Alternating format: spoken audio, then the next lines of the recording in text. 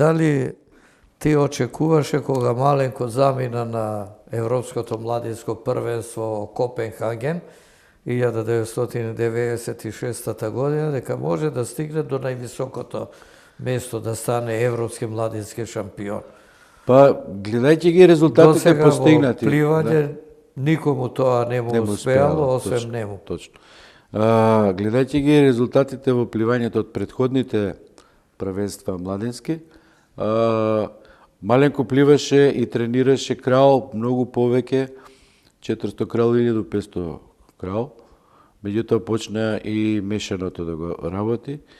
А делфинот така попатно. Митко согледа тогаш дека има шанси на 200 делфин да биде меѓу првите, според резултатите од претходните европски младински првенства. Ја искрено се надевав дека ќе биде меѓу првите 5, меѓутоа за медал навистина не очекував. И се радување за сите. Да. И кога го освои медалот, тогаш ми беше криво што ја не отидов на европското првенство. Ја останав со другите да работам на тренинг во Скопје. Тогаш и Бошевска Мирјана освои, мислам, сребрен медал. Наредната година Миладиновски освои исто медал. И тоа беа нашите најголеми успеси на пливачите во младинска конкуренција, во европски и во светски рамки. Тогаш имаше рангирање во светски рамки, маленко е рангиран прв во светот со резултатите што ги имаше постигнато на 400 мешан.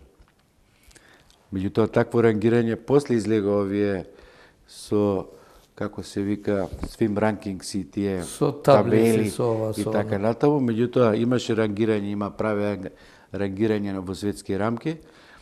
Исто Бошевска се котираше меѓу првите 5 на 1500 слободно, тогаш беше више во Америка. И на иста возраст, како Дженет Еванс, имаше, таа е позната олимпика америчка, имаше подобар резултат на незина возраст. И тоа ни беше мотив да се надеваме дека ќе биде успешна. Меѓутоа, она имаше некои здравствени проблеми тамо, додека се школуваше. Сепак успеа да се подготви добро за Олимпијадата во Атланта и имаше успешен настап. И после и во Сидне. И што се случи со маленко потоа? Сите очекувавме тој да продолжи со тие резултати, но не се случи тоа, а оние што ги победуваше и пред кои што беше во Копенхаген, тие пак продолжија, да, и стана и сениорски европски прваци, па освојува медали на светските првенства, олимпијадите. Вообичаено е да се напредува откако ќе се постигнат такви резултати. Меѓутоа, маленко, може би, ја предпоставувам, се соочи со една криза психолошка од преголемо оптеретување, тоа беа големи откажување за него. Имаше некакви несогласувања и со Поповски Димитрија. Имаше некакви кризи во кои он успеваше да се врати неколку пати. Да послабо тренираше во периодот од 78 до 2000-та. Меѓутоа, сепак наоѓаше сили да се врати, што е исто така многу тешко. А тоа го потврди и со откако ја се вратив од Лондон 2002. Па и на Олимпијадата во Атина добро исплива. Да, почнавме да работиме 2002, 2003, и тогаш имаше период кога засилено работеше и беше многу успешен, успеа да се врати во форма. Меѓутоа, околностите па беа тогаш со федерацијата. Повторно ја не можев да одам со него на Олимпијада, бидејќи тоа беше условот од Поповски Димитрија, ако сака да учествува. За жал така е, меѓутоа нека се збие на тоа, не биднало, да.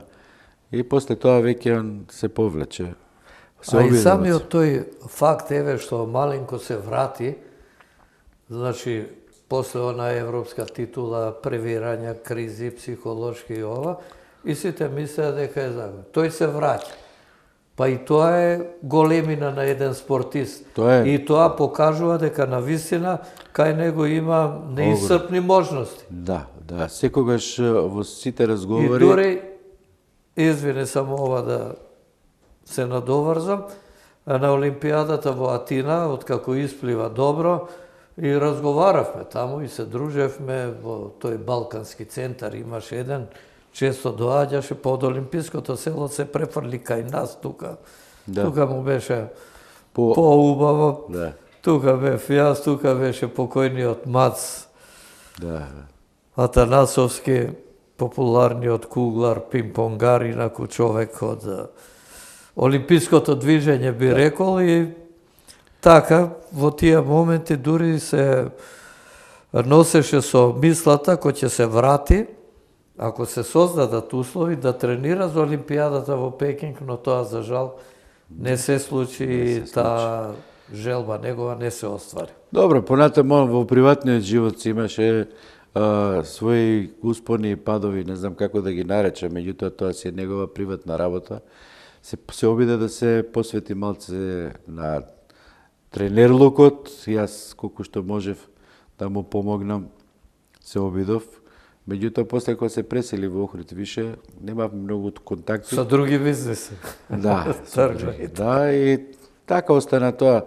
Сакав да кажам во контекст на тоа дека толку години откако он престана да плива, фактички од 2004-та, 10 на 13 години колку е, секогаш во резултатите што децава ги постигнуваат, младиве генерации, Тие се репер, од маленко ми се репер, резултатите. стигнуваат до категоријата пионери, кадети и на младенци заглавуваат. Сите резултати врвни што ги направи маленко во младинска категорија, Уште се актуелни. уште долго време ќе бидат недостижни. Зошто? Затоа што се смени и условите во кои се работи, се сменија, како да кажам, се смени финансирањето кон Пливачката федерација, се поставија некакви нови услови за работа, децава плаќаат, федерација нема доволно средства, промени на А се измеша влади, многу работи. многу работи се измеша, не може да оди пливањето напред. Да, не сме размислувале ние на времето како ќе се иде на припреми, кој ќе оди на надпревари, така натаму. Сме знаеле дека државата стои позади нашите пливачи и не било некаков проблем. Сега е навистина проблем да се планира во програмата на било кој подобар врвен пливач, да се планира и да се стават некакви ставки за подготовки, за учество, мислејќи на тоа дека родителот си плаќа од джеп, минимално колку може да покрие федерацијата, колку има, колку нема средства, некој спонзор ако се јави, тоа све некако како крпено, не знам како да кажам. Значи системски уште не е решено.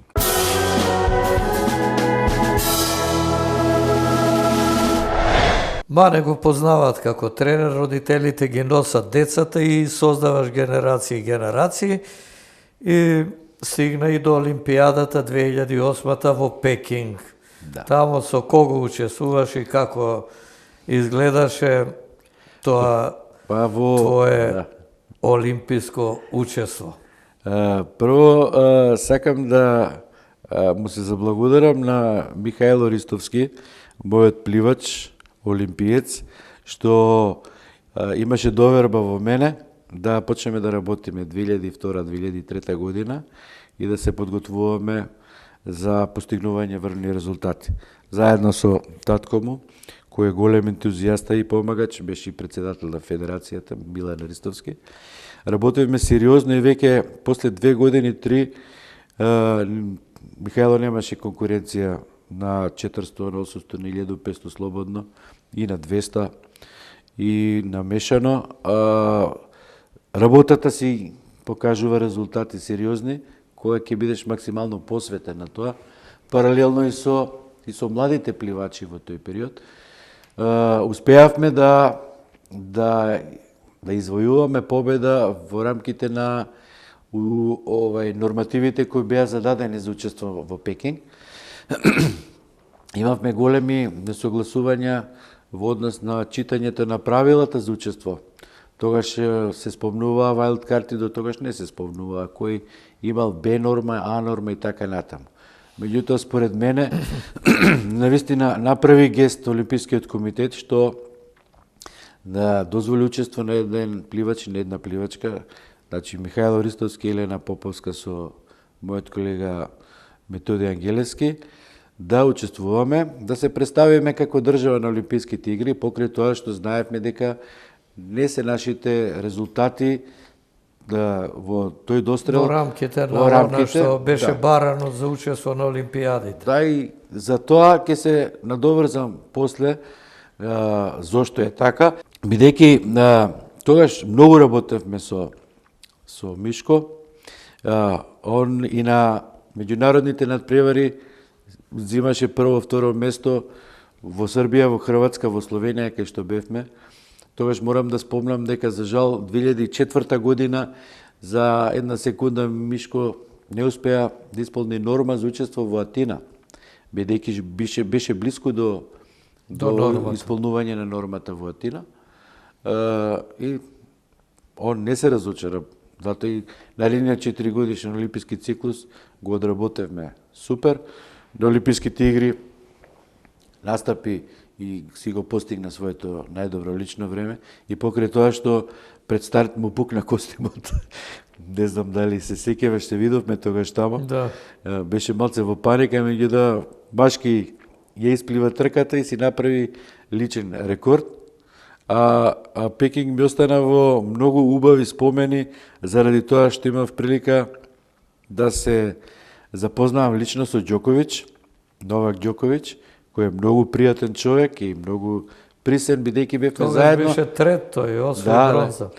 Заедно бевме во просториите во истиот комплекс со српската репрезентација и исто така и Милорад Чавич, кој беше извореден пливач. Извореден пливач и беше онаа симптоматична трка со Фелпс на 100 метри. Кој е победник, па се прави впечаток дека Чавич победи, ама зарад бројот на златни медали. Тогаш дознавме, за Фелпс, тогаш дознавме дека за голема прашина околу тоа. За прв пат се промени редоследот на квалификации и финалиња само заради американците и Фелпс. И наместо наутро да се пливаат квалификации како што е редот, тие се пливаа навечер, ако се сеќаваш. Терминот кога им одговара на големите. Тоа е заради биоритмот, заради адаптацијата на сите и затоа неспорно дека Мајкл Фелпс е најдобар пливач на сите времиња, меѓутоа во прилог му идеше и распоредот на трките што беа направени заради него, бидејќи он пливаше по неколку пати во квалификации, пред финали и финале. Да, и се правеше. Сепак и тоа е многу тешка работа, али сатницата да одговара на тие што се направија напори, и планови, дали ќе успее да направи, да освои 8 златни медали и да го надмине Марк Шпиц. Тоа беше. И му успеа во тоа, благодарение на тоа што голема прашина србите тогаш околу тоа. И со право дигнаа, бидејќи подводните снимки покажуваат дека Чавич се фаќа прв и поизмислија Омега после толку понди волку понди притискање. Бил времето е регистрирано и нема. Сепак мислам дека беше Чавич оштетен. Имаме да заедничка слика со нив во Олимпиското село. Доживување беше кога улетаа во кантината каде што ручавме пола NBA тим и со сите се поздравуваа, беа многу, како да кажем, секогаш се весели. Приземни, со изворедните овие атлетичари, што јас сите и не ги познавам добро, меѓутоа од тимот со нас што беа во атлетика што учествуваа, исто така беа одушевени. Може си го видел и Болт тогаш, ама тогаш почнуваше да ја гради кариерата. Го видовме Болт, не успеавме да се сликаме, меѓутоа бевме присутни со колегата Методи Ангелевски во живо доле во партерот, каде што вака можеш во, што се вика, на мало растојание да видиш каква е таа атлетска легенда, таа спортска легенда. Исто и со Мајкл Фелпс на тренинзите и на распливите имавме можност да се запознаеме. Не сакаше да се слика, тогаш не беше расположен. Може би во друга прилика ќе можеме, ама така не била среќата, ќе имавме спомени од него.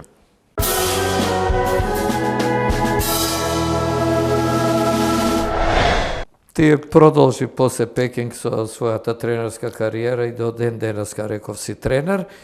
И доаѓа еден период во кој што работиш еве со ова момче што ќе го видат и на сликата заедно со тебе, Андреј Стојановски, кој пак се надпреварува во конкуренција на глуви и учествува на најголемите светски приредби, а во воведот реков дека беше и светски вице шампион во 2015 година.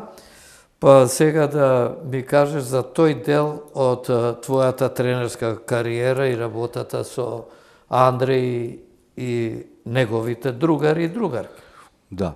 Јас ќе се навратам за работата со Андреј, бидејќи во претходното мое подсетување заборавив да спомнам дека имав чест и задоволство да работам и со маратонците наши врвни во периодот од 90-тите до 2000-та, со Гавазов Иван кој е во Австралија, со Томи Стефановски, Теодора Раптис, Јане Карајованов. Имавме можности во тогашни услови кога Климе Савин беше организатор на маратонот, заедно со Наумовски Лав. Имавме прекрасни услови за подготовки во хотелот Гранит и така сите организирани со години.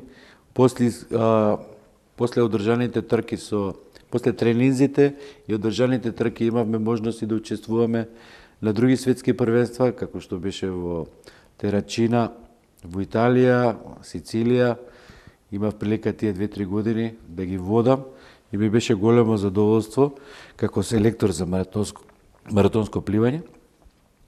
И не можеме да не ги спомнаме. Добро е што ме подсети и мене на тој период, ќе го промаше во твоја кариера, знам дека сега кога видов беше присутен, тоа беа годините кога се заживуваше повторно Охридскиот маратон, благодарејќи на покојниот Климе Савин и на мојот драг колега Мирослав Наумовски Лав, кој беше пак главен уредник на Скок, па Скок се јавуваше како медијски спонзор и доста го афирмираше Охридскиот маратон, кој заживеа тогаш и Атина Бојаджи се врати. Леко Радич има најголема услуга. Сите, целата елита пливачка и убаво изгледа тогашните маратони, сега за жал малку квалитетот опаднати, не е тоа што треба да биде, не знам дали е до луѓето, организацијата, но тоа ќе го оставиме на пливачите и федерацијата, нека размислуваат и на Охриѓани, зашто сепак тој е македонски, ама најмногу нивни Охридски маратон. Точно, се слагам. А сега одиме со Андреј. Со Андреј почнав да работам. Андреј дојде во пливачка школа, во пливачки клуб Акватик, 2002-2003, заедно со неговата сестра, Искра.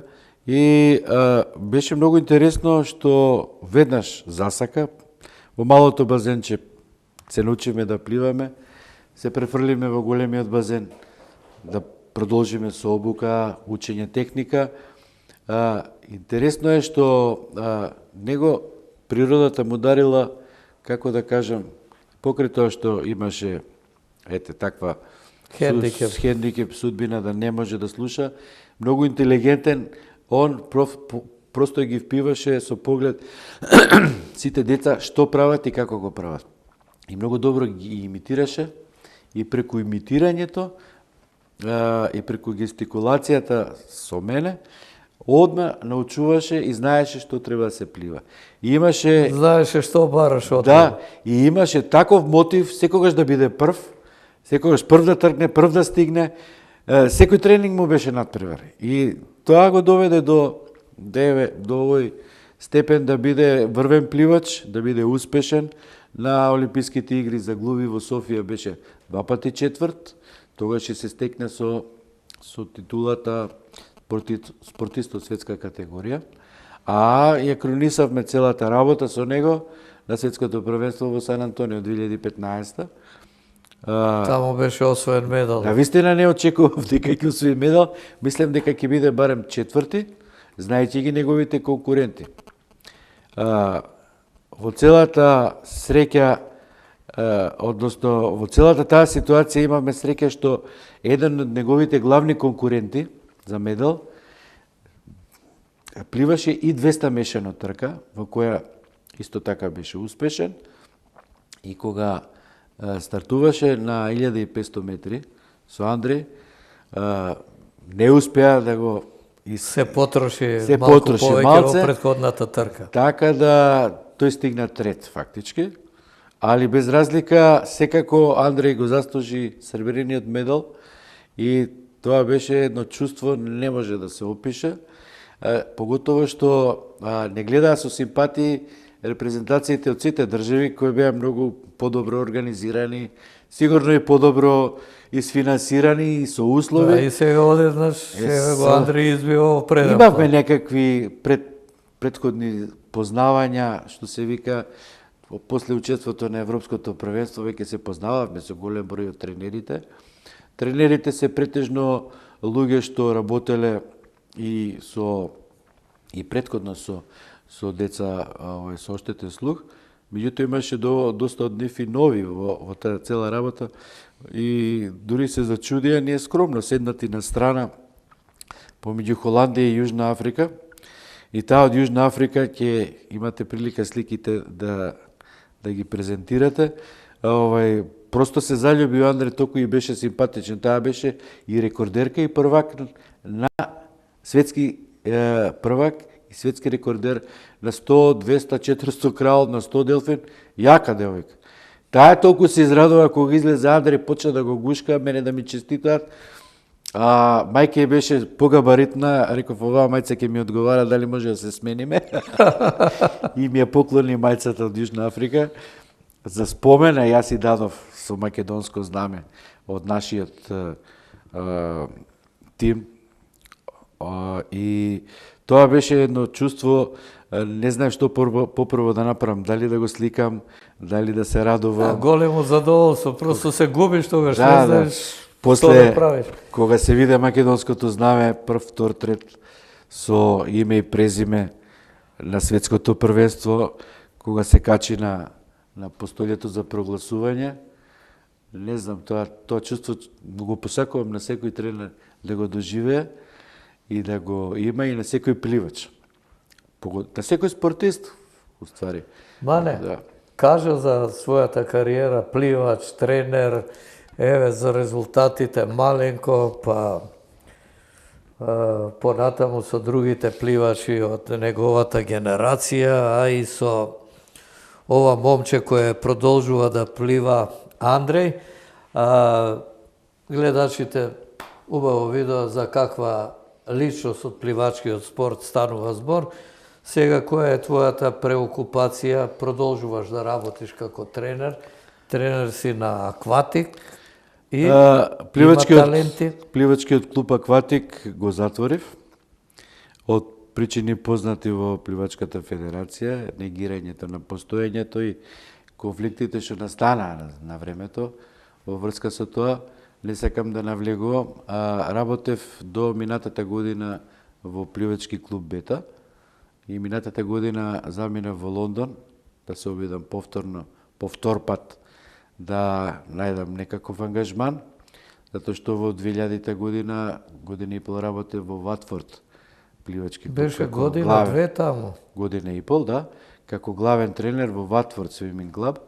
А оваа година, односно минатата година отидов пак со слична намера да најдам ангажман, меѓутоа не успеав, а и заради проблемите со документацијата што е неопходна за тоа. И кога се вратив тука, сега сум фактички не вработен. Немам ангажман. Добро, ама децата те бараат, тебе поводиш на тренинг. Одам на тренинг за да не седам дома, му помагам на Мето, понекогаш ќе се најде можност да заменам некој од колегите, меѓутоа тоа е волонтерски И имам по некој ангажман околу приватни часови по пливање. Се надевам дека со разврската околу проблемите во Пливачката федерација ќе се најде модус, начин како повторно да се ангажирам и да продолжам со мојава работа. Добро. Еве, ја раскажавме твојата кариера. Да. За нашите гледачи да кажам дека тоа беше Маријан Соколовски, на времето познат пливач, потоа познат тренер на многу наши познати пливачи.